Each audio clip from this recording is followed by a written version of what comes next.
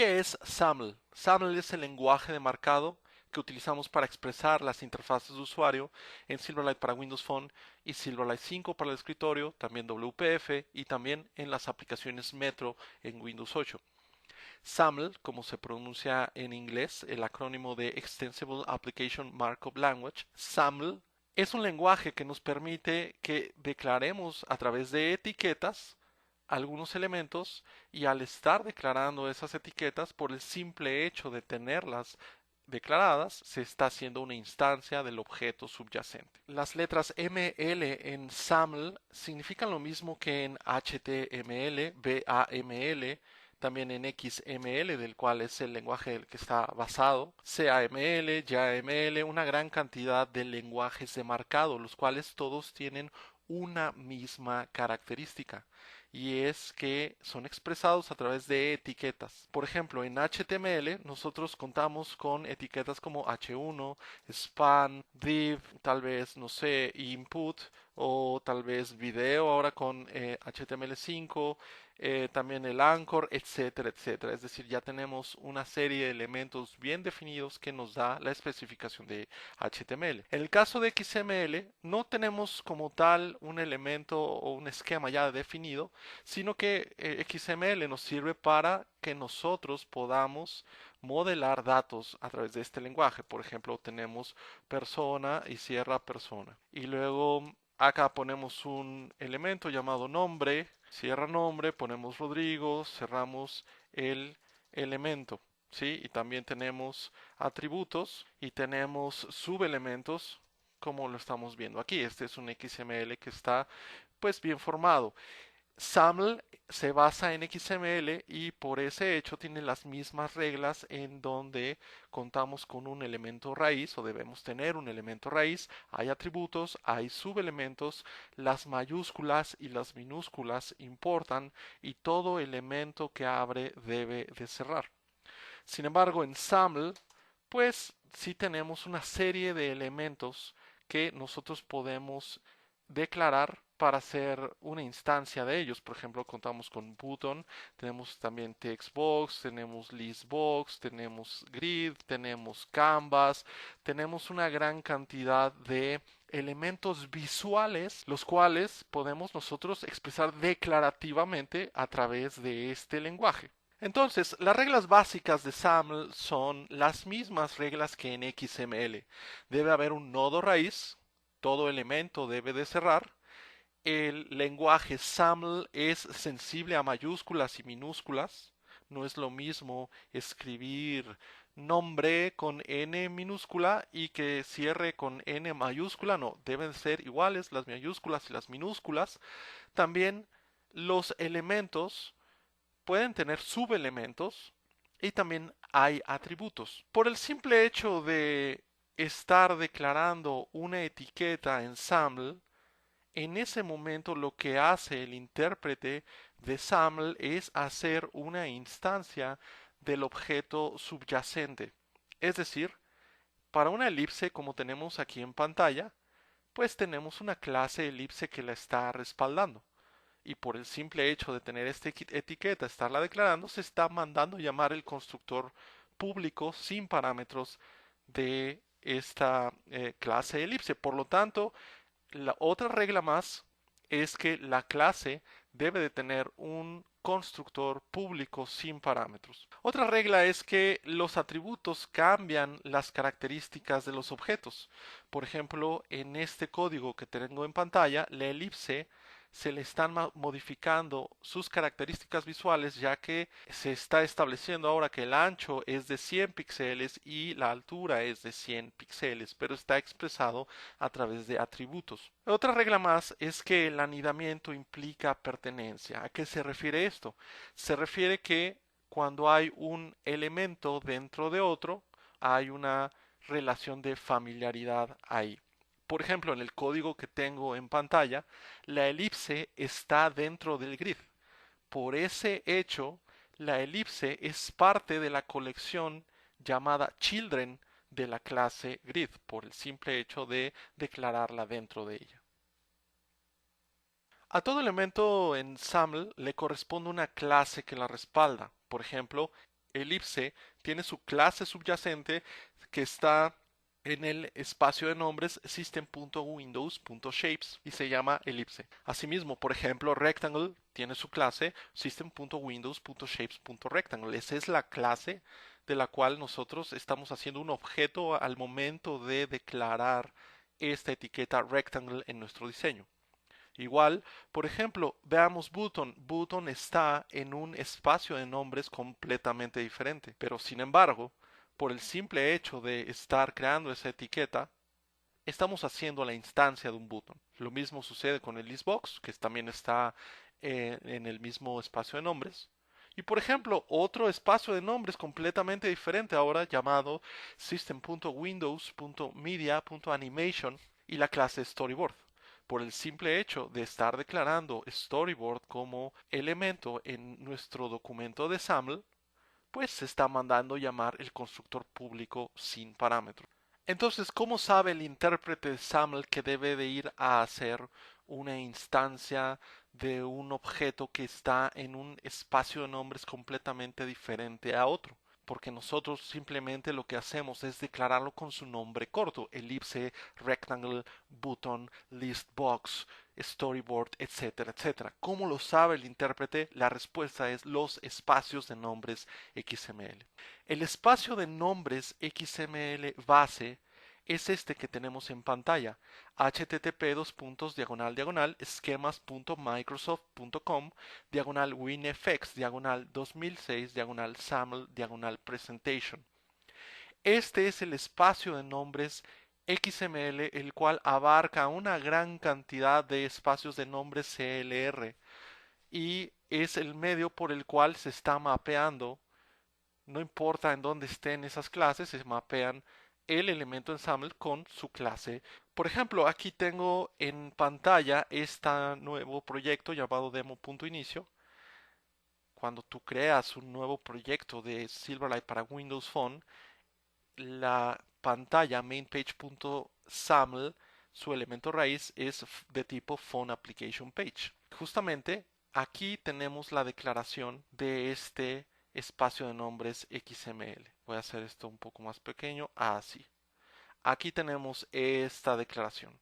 Gracias a que tenemos esa declaración del espacio de nombres XML, nosotros podemos hacer la instancia de cualquier elemento en el cuerpo de el documento de SAML. Por ejemplo, voy a borrar todo eso que tengo ahí que está estorbando y puedo hacer pues elipse, ¿no? Aquí, como pueden apreciar, tengo incluso esta ventana de IntelliSense que me está ayudando a hacer bueno, a completar los atributos que yo deseo para este elemento visual. En este caso, voy a decir que es una elipse que mide 200 por 200 y tiene relleno de color sólido,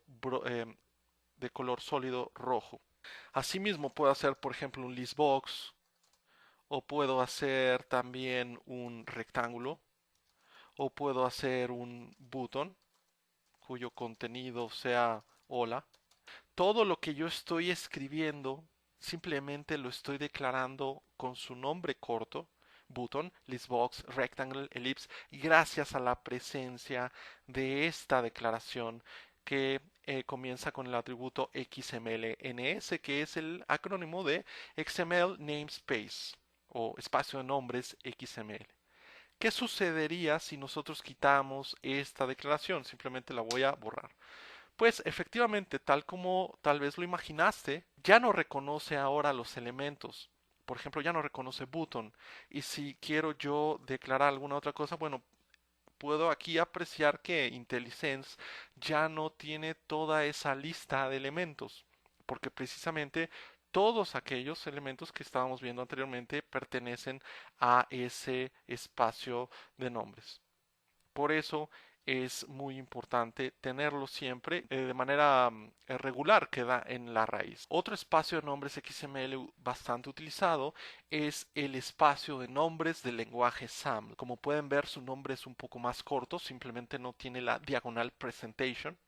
En este espacio de nombres del lenguaje SAML podemos encontrar algunos miembros utilitarios para todo el lenguaje SAML. Si me regreso aquí en el proyecto, verán que tengo efectivamente la declaración de este espacio de nombres XML, pero se le está poniendo un alias. Esta sintaxis de XMLNS dos puntos y algún alias es para simplemente darle un nombre más corto a todo ese espacio de nombres. Es como cuando utilizamos using en el lenguaje C Sharp o utilizamos imports en Visual Basic, en donde puedes ponerle un alias corto a un espacio de nombres para que sea mucho más esté mucho más compacto el código. En este caso, casi siempre vamos a poder ver que el espacio de nombres del lenguaje SAML tiene el alias X. La X se refiere a justamente SAML. ¿Qué miembros podemos encontrar en este espacio de nombres? Bueno, uno muy famoso es el atributo class. Como pueden ver aquí en la raíz, que es de tipo phone_application_page, pues se está estableciendo el atributo x2.class, el cual es el nombre de la clase relacionada con este documento de SAML, el cual no es ninguna sorpresa que sea este archivo de code behind the main page que tenemos aquí a la derecha. Otro muy famoso es x2.name, el cual nos permite establecer un nombre, un identificador único para ese elemento dentro de todo el documento de SAML. Por lo tanto, todos los nombres dentro de un mismo documento deben de ser únicos. De lo contrario, pues nos mandaría un error de interpretación, un error en tiempo de compilación. Otro espacio de nombres más es esquemas.microsoft.com /expression /blend 2008. Este espacio de nombres XML nos brinda algunos miembros que son únicamente útiles en tiempo de diseño. Como podemos ver aquí en este proyecto que tengo en pantalla, aquí tengo la declaración justamente de ese espacio de nombres.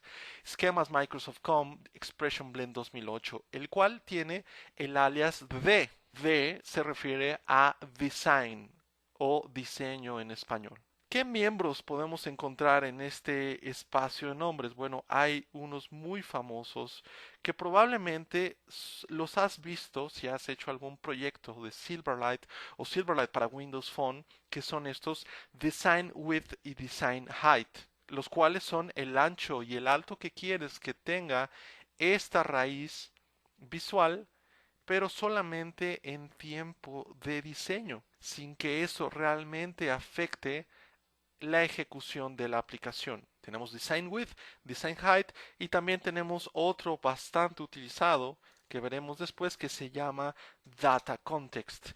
Este es un contexto de datos pero solamente para tiempo de diseño. Sin embargo, hace falta una pieza en este rompecabezas. ¿Cómo es que por el simple hecho de yo declarar button o storyboard o listbox y si tengo declarado los namespaces arriba en la raíz del documento, cómo es que se mapea con las clases que están en los espacios de nombres del CLR? Bueno, la respuesta es el atributo XMLNS definition que se declara a nivel de ensamblado. Si nosotros abrimos, por ejemplo, con la herramienta de Reflector, los ensamblados de Silverlight para Windows Phone o Silverlight 5, te podrás dar cuenta que en el caso, por ejemplo, de system.windows.dll, tiene la declaración de este atributo, el atributo XMLNS definition. Si nos damos cuenta de este código que está en pantalla, podemos apreciar que está mapeando esquemas microsoft.com /winfx 2006 saml presentation, que es el espacio de nombres XML base que hablábamos anteriormente, con System Windows Controls, System Windows Data, System Windows Documents, etcétera, etcétera. Todos los diferentes espacios de nombres CLR gracias a esta declaración. Incluso ustedes podrían hacer lo mismo en sus propios ensamblados para que por el simple hecho de tener un espacio de nombres declarado en la raíz del documento estuvieran abarcando una gran cantidad de namespaces de sus diversos componentes. Es importante mencionar que la declaración de los espacios de nombres puede quedar en cualquier otro nivel. Claro, siempre es buena idea tenerlo a nivel raíz, como es el caso de un proyecto regular que creamos con las plantillas de Visual Studio para Windows Phone, como están aquí, pero podríamos tenerlo simplemente dentro de un contenedor. Por ejemplo, yo podría quitar esto de aquí de la raíz, ponerlo dentro de un grid, por ejemplo, decirle XMLNS y poner esto por acá. En este caso, sí podría yo usar de dos puntos y todos sus miembros. Claro que queda privado a únicamente a todos los miembros que están dentro de este grid. Y obviamente al quitarlo por allá arriba, pues está, no está reconociendo esos atributos. Por lo tanto, como les comentaba, siempre es buena idea tenerlo por acá en la raíz. Más namespaces que son utilizados en las aplicaciones de Silverlight es este otro de Markup Compatibility o compatibilidad del markup, compatibilidad del marcado, el cual tiene un miembro muy importante que se llama ignorable. Justamente este miembro está diciendo que el alias de, que es el de el espacio nombres de los elementos de diseño, se ha ignorado en tiempo de ejecución. Asimismo, tenemos la posibilidad de poder importar cualquier otro espacio de nombres de tipo CLR en nuestros documentos de SAML. Tal es el caso de esta declaración en donde está XMLNS con el alias font. Esto está invocando el espacio de nombres microsoftphone.controls que está en el ensamblado microsoft.phone, asimismo el de abajo que tiene el alias shell. Lo que está haciendo es importar el espacio de nombres microsoft.phone.shell que está en el ensamblado igual microsoft.phone. Por lo tanto, no necesariamente necesitamos utilizar esta sintaxis de tipo URI. También podemos nosotros importar cualquier otro espacio de nombres, incluso de ensamblados de terceros o de nuestros propios ensamblados. En SAML todas las propiedades se pueden establecer también como subelementos. Comúnmente los declaramos como atributos, pero también pueden quedar como subelementos. Veamos este botón cuyo ancho es de 200 y altura es de 100 y su contenido dice hola. En este momento lo que yo estoy haciendo es declarar las propiedades width, height y content como atributos. Sin embargo, los puedo declarar como subelementos. Siempre lo podemos hacer así. Por ejemplo, quito el width de acá y pongo button.width y por dentro el valor deseado. 200, 300, 400. También lo podemos hacer entonces con todo el resto. Y en el caso del content, button.content, hola. Y lo quito de aquí como atributo. Entonces, esto es lo mismo que tenía inicialmente declarándolo todo como atributo. Sin embargo, aquí estoy siendo muy explícito al estar utilizando esta sintaxis. ¿Qué es más fácil, esta sintaxis o la que teníamos inicialmente? Claro que la que teníamos inicialmente, porque yo simplemente puedo declarar esto mucho más rápido y mucho más compacto el código. Sin embargo, esta sintaxis de subelementos es súper necesaria cuando necesitamos declarar un objeto que va a ser el valor para cierta propiedad. Por ejemplo, content, justamente del botón. Button es una clase que hereda de manera indirecta de Content Control, la cual es la clase base de todos los controles de contenido, que hablaremos de ellos con más detalle posteriormente. Pero aquí lo que yo puedo hacer es simplemente, por ejemplo, declarar una elipse que mide 40 por 40 de color amarillo. Noten que ya no es un texto el contenido de este botón, sino una elipse amarilla. Debido a que este es un objeto complejo, sería imposible declararlo como atributo, es decir, no puede quedar esto así como content es igual a elipse, width es igual a 100, no, esta sintaxis es completamente inválida. Si tú necesitas hacer un objeto complejo y asignarlo como valor a una propiedad, necesitas utilizar forzosamente esta sintaxis de subelementos. Esto es muy utilizado con los ejemplos con las brochas. Por ejemplo, el button tiene la propiedad background, el cual es la brocha que queremos que tenga como fondo el botón. Yo aquí simplemente le puedo decir red o le puedo decir blue y esto lo está finalmente interpretando. Sin embargo, podemos utilizar cualquiera de las diferentes brochas que incluye Silverlight para Windows Phone.